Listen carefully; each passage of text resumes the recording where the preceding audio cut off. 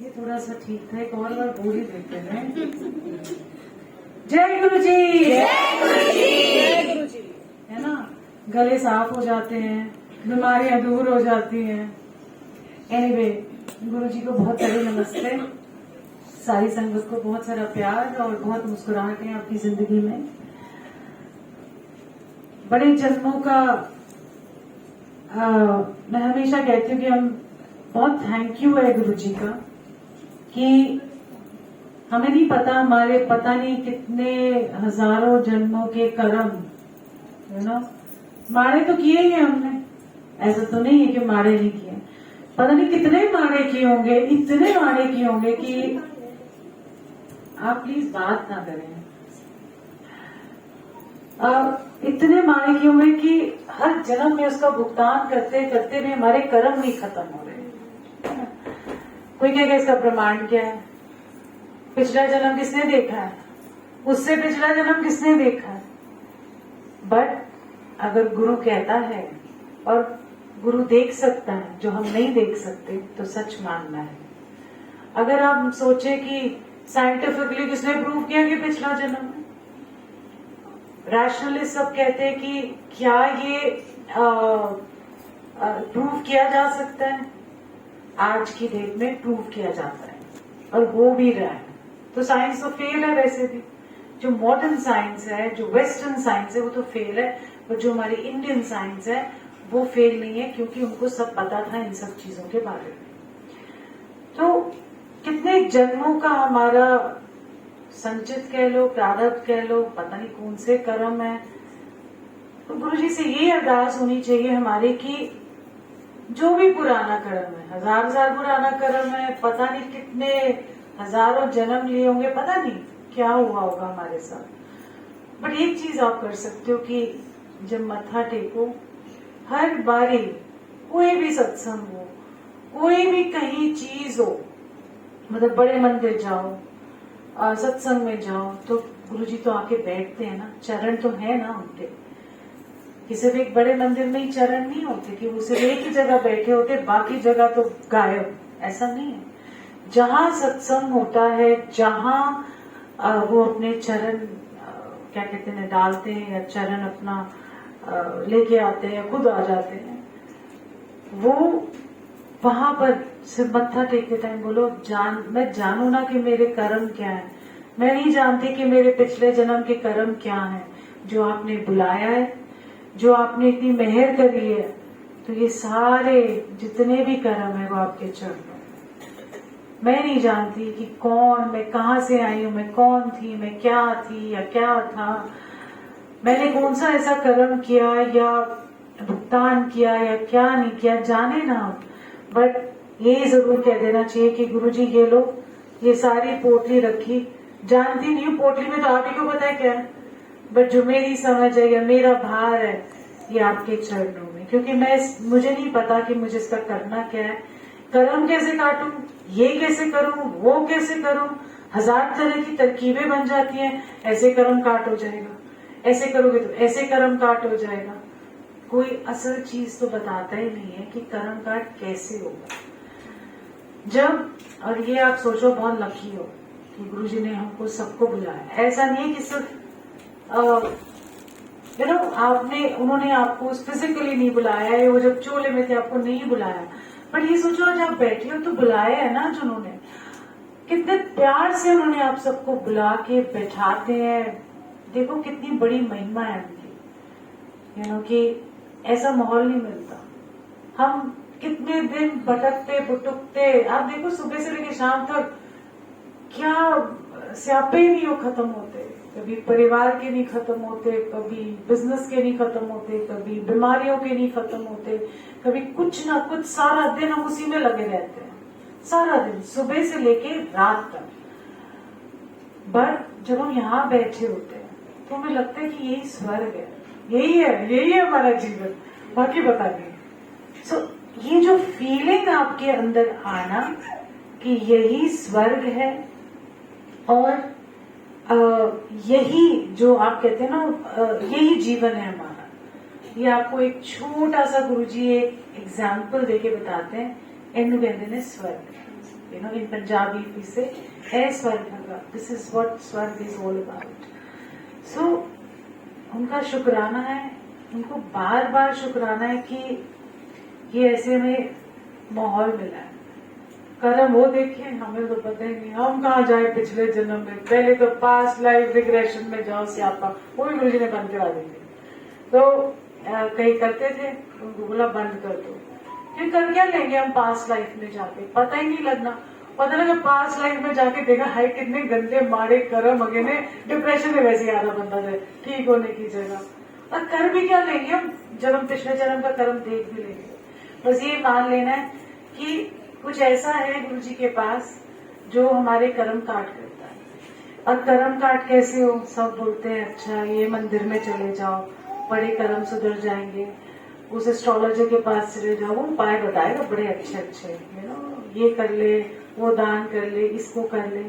मैंने हर जगह देखा है, यू नो खुद एग्जाम्पल करके मैं देखती हूँ, मैंने देखा है गुरु के पास हम आ गए ना, गुरु का से बड़ा काट कोई है ही नहीं। गुरु को रख दो सामने, काट अपने आप हो जाती है। क्यों? क्योंकि सच्चा भाव है आपका गुरु के प्रति। जिसके पास अच्छा और सच्चा भाव होता है, सिर्फ भाव कि जैसी हूँ, जैसा हूँ, आपके चरणों में, जो हूँ, जो नहीं भी हूँ, वो भी आपके चरणों में। क्योंकि उन्होंने एक संवारना है हमको, हम तो संवर ही नहीं सकते।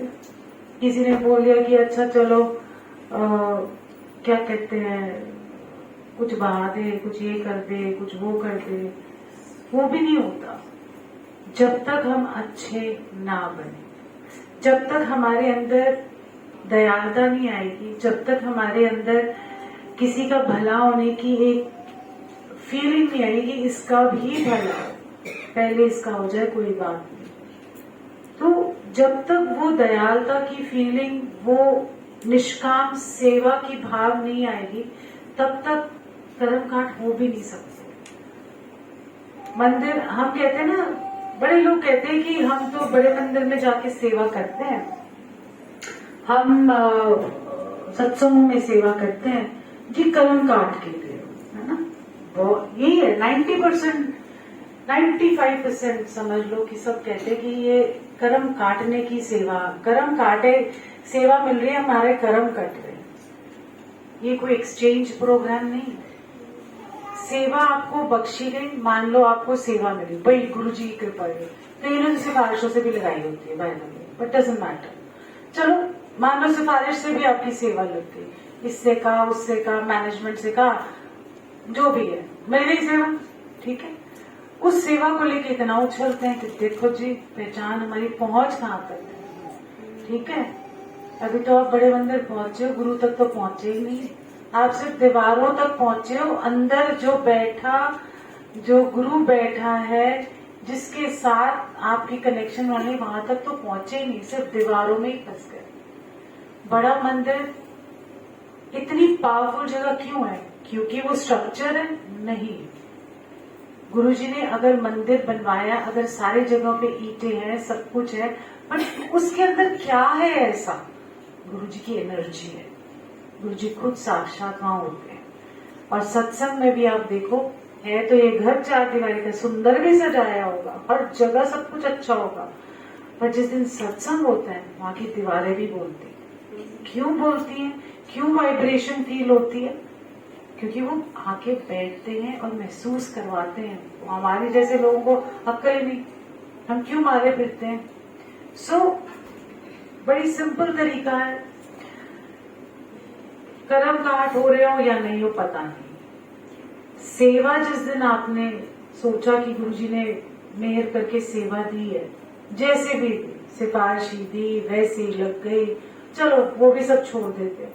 पर अगर सेवा मिली है तो सेवा करते करते इतना नीवापन और नम्रता आ जानी चाहिए कि आप बस, जिसको कहते हैं ना, संगत के पैर की धूल बन जाओ। और पैर की धूल का मतलब नीवापन, ठीक है ना।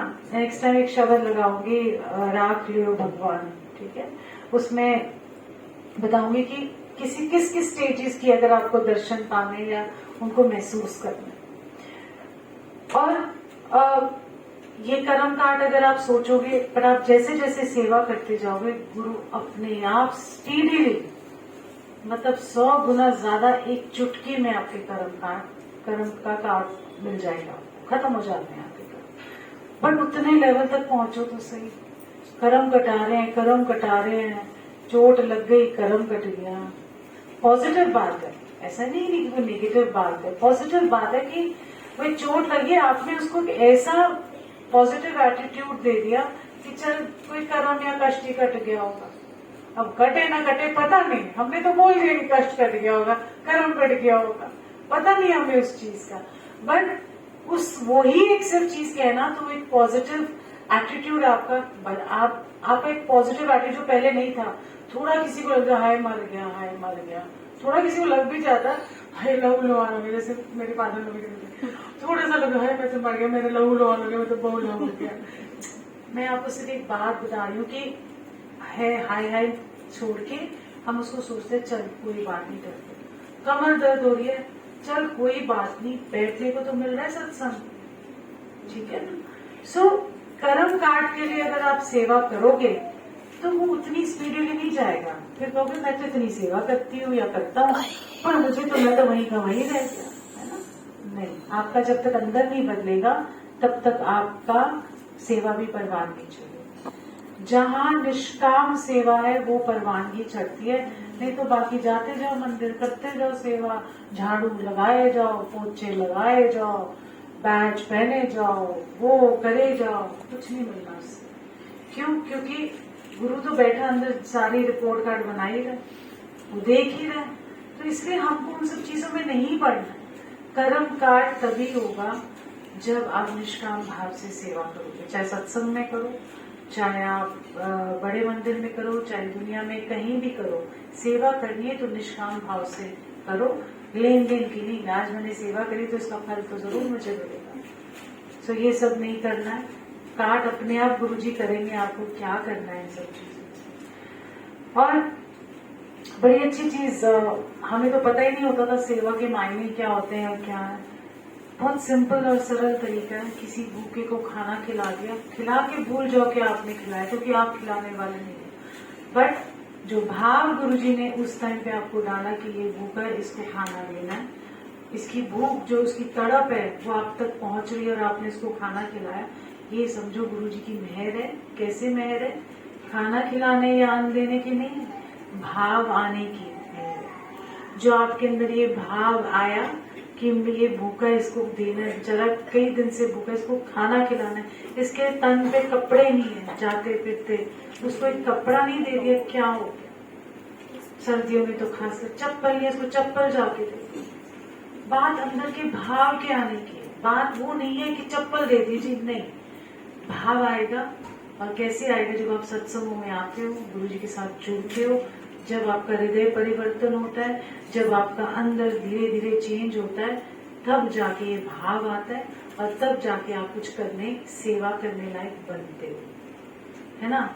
कपड़े तुम बड़े अच्छे पहन के आते हैं, बाहर गरीब बैठा हुआ उसको धुतकार नहीं, ये ले, और किस रूप में नारायण आए, किस रूप में गुरुजी आए, आपको पता नहीं। हमारी ऐसी पोशाक में नहीं आएंगे, जो आपका भाव देखेंगे। सारा खेल भाव का होता है, सारा खेल आपके अंदर के परिवर्तन का होता है। हम सत्संग में जाते हैं, ले सत्संग, रोज सत्संग ऐसे टूरे रहते हैं, ठीक है, और ये उधर सत्संग होगा, इधर हो रहा है, कोई निभाने जाता है, कोई कुछ करने जाता है, हर जगह कोई सत्संग करने जाता है। हरे हम सत्संग पे जाते हैं, सत्संग पे जाते हैं, फायदा क्या हो सत्संग का जब आपका परिवर्तन नहीं हुआ। बाहर जाते ही दूसरी संगत को ये कौड़े बोल बोले, ये मैं तू कौन? तो वहां पर सत्संग का सारा निचोड़ या जीरो हो जाता। ये नहीं कि गुरु ब्लेस नहीं करता, गुरु तो ब्लेस करने के लिए बैठा ही है, गुरु ने थोड़ी ना बोला कि मैं ब्लेस नहीं करता।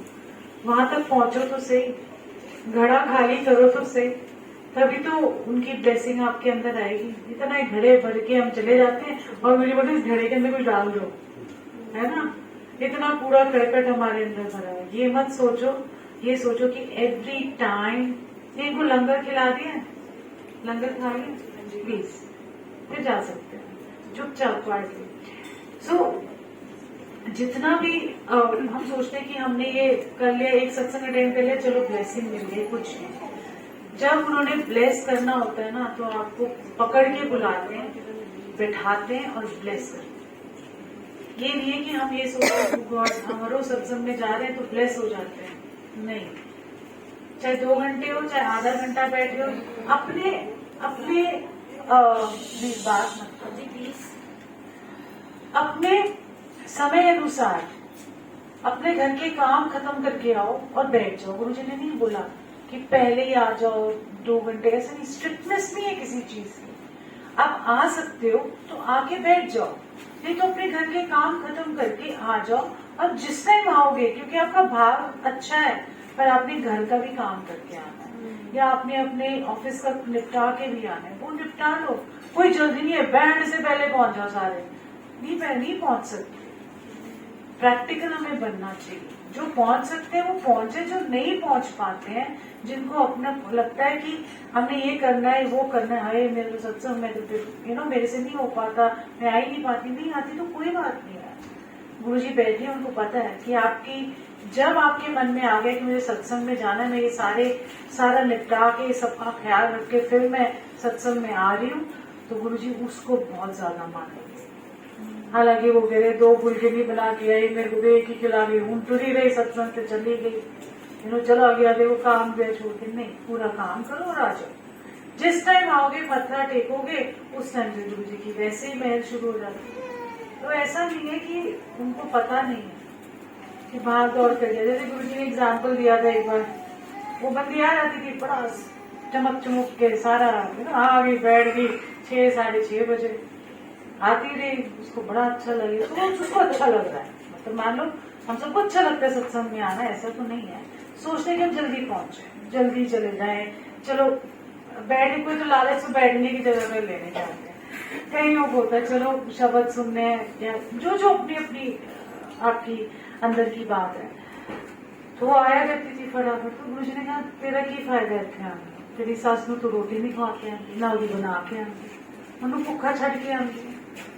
अगर आप उनको भूखा छोड़ के यहाँ अपना आके मंजीरे हो जाओ, और क्या फायदा उसका। तो अपनी ड्यूटी पूरी करके कहते मैं तो बैठा ही होता हूँ, ऐसा तो नहीं है। तो गुरु जी उसके ऊपर ज्यादा ध्यान दें। तो जो नॉर्मल इंसानी हमारे काम है, हम अपना जो सेवा अपने घर के अंदर कर सकते हैं, सबका ख्याल रख के फिर आके बैठ जाए, क्या हो गया, फिर हमारी रूहानियत शुरू हो जाएगी।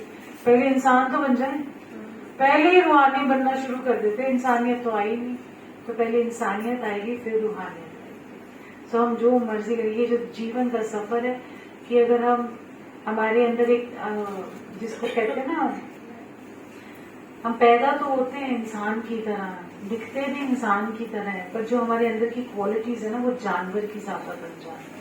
फिर धीरे धीरे हमारी जर्नी शुरू होती है कि हम इंसान बन जाए। गुरु के पास आना मतलब पहले इंसान बनना। गुरु आपको इंसान बना रहा है बेसिकली। जो ह्यूमन वैल्यूज, ह्यूमन बीइंग्स की जो बेसिक चीजें, वो सब हम भूल चुके हैं, और जो भूल चुके हैं तो वही याद दिला के हमें पहले इंसान बना रहे हैं। उस इंसान बनाने के बाद फिर जब हमारी रूह साफ, जब अंदर से क्लियर हो जाते हैं, फिर हमारी रूह असल में जुड़ती है गुरु जी के साथ। और उसी रूह के जुड़ने का मतलब है रस आना। तो गुरु का दर्शन क्या होगा? गुरु का दर्शन ये नहीं कि सामने आगे बैठ गए जी, और जब आके बैठ जाएंगे ना, सबकी हवाइयां उड़ जाएंगी, डर जाएंगे सारे, हाँ दर्शन दो दर्शन दो दर्शन दो। हम चलेंगे आके यहाँ बैठ गए ना, अचानक से आगे लोग तो तितर डर के मारे भाग जाएंगे, क्योंकि हम रेडी नहीं है उस चीज के। हम दर्शन तो मांगते हैं।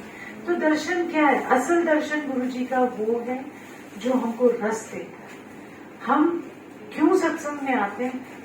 हम दर्शन क्यों मांग रहे हैं? दर्शन किस फॉर्म में है? दर्शन उनको महसूस करने के फॉर्म में, उनको एहसास हमारे अंदर जब हम फील करते हैं, वही असली दर्शन होता है। देख तो लिया पर एहसास नहीं महसूस हुआ। कई बार हुआ ऐसे, जैसे एक बार गुरुजी बैठे थे चोले ने, मेरे को एग्जाम्पल इसलिए याद आता है कि मुझे भी नहीं समझ थी। जब आप वो समझाना चाहते हैं तो वो एक तरीका होता है समझाने का।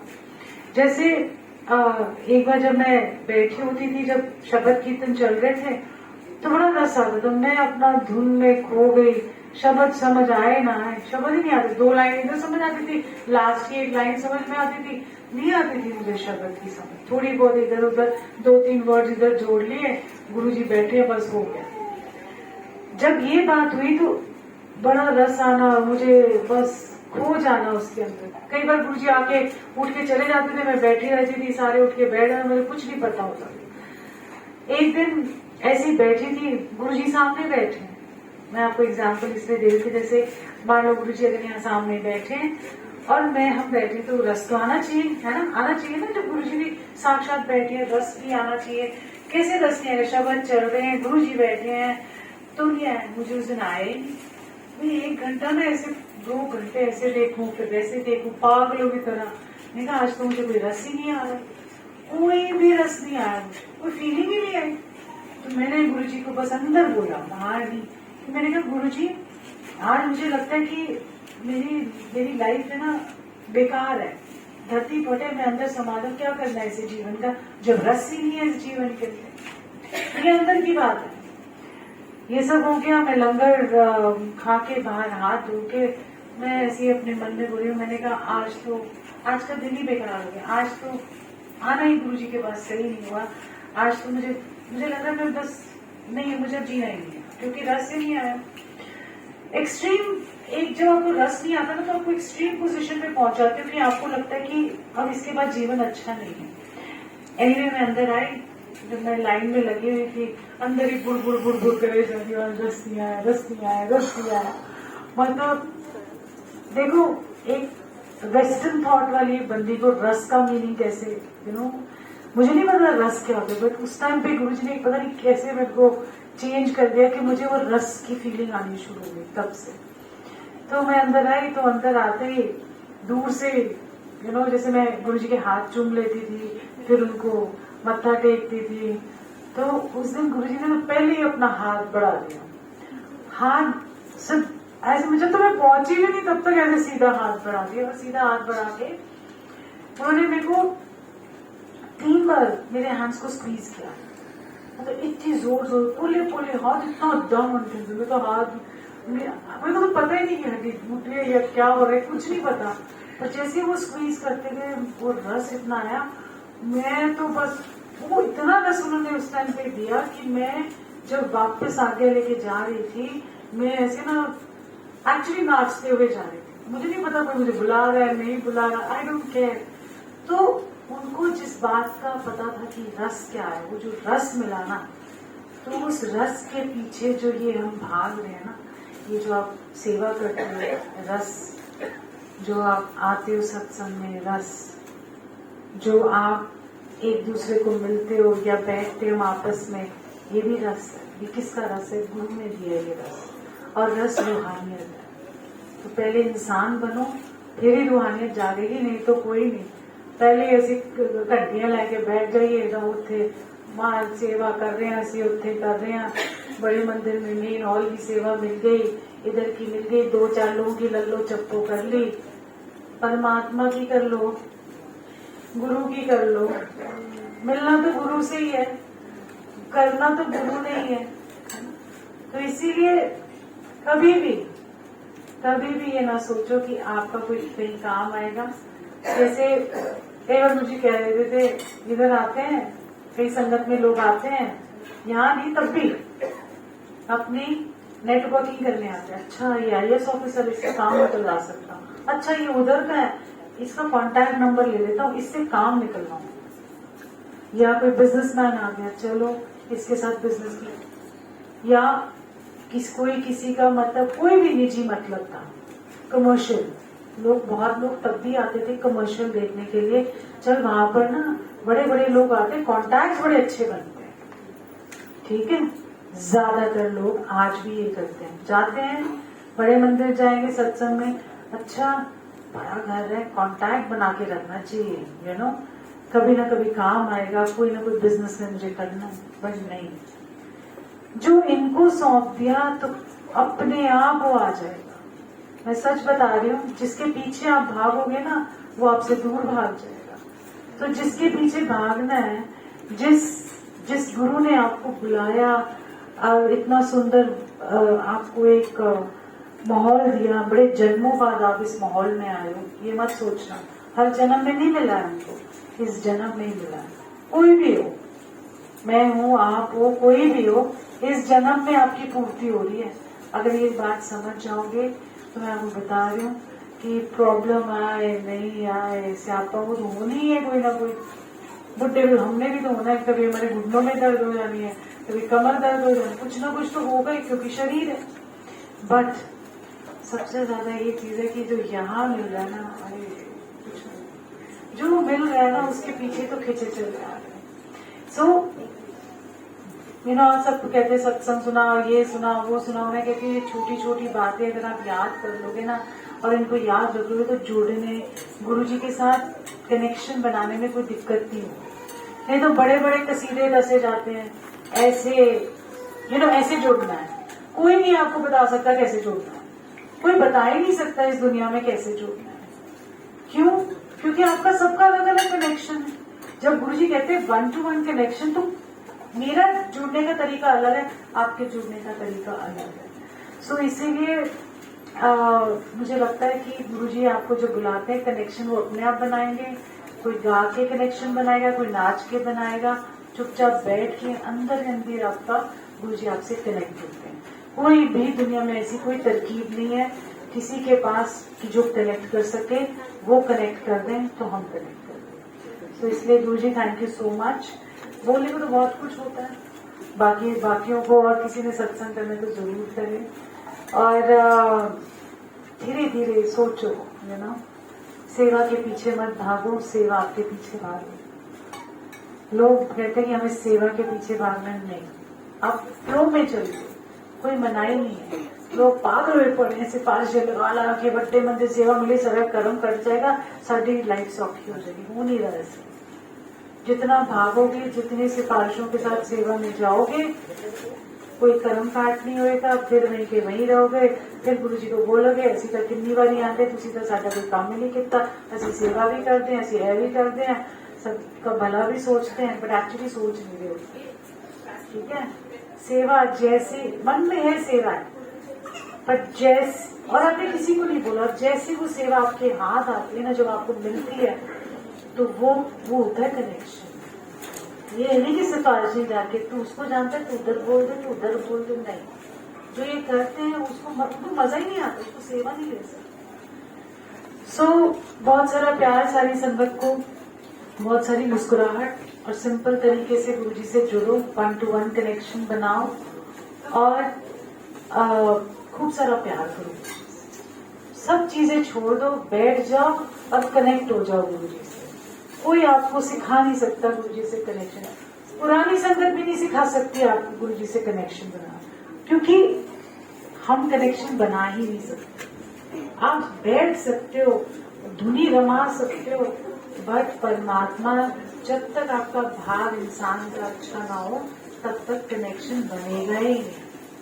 जितना मर्जी टूट के लगाओ, ना पुरानी संगत बता सकती है, ना मैं बता सकती हूँ, दुनिया में आपको कोई फॉर्मूला नहीं बता सकता कनेक्शन, क्योंकि जब मन साफ हो जाए कनेक्शन ऐसे ही गुरुजी अपने आप आपके साथ करते। तो जय गुरुजी, बहुत सारा प्यार आप सब संगत को, हिम्मत बहुत सारी, नो सिफारिशें नहीं चलती हैं, और सिंपल तरीके से रहो, सिंपल तरीके से गुरुजी से बस अरदास करो कि ये पोटली जन्मों की है, आप ही संभालो। हमें तो दिखता है, ना आगे दिख रहा है ना पीछे दिख रहा है, जो दिख रहा है बस आप दिख रहे हैं। सो जय गुरुजी।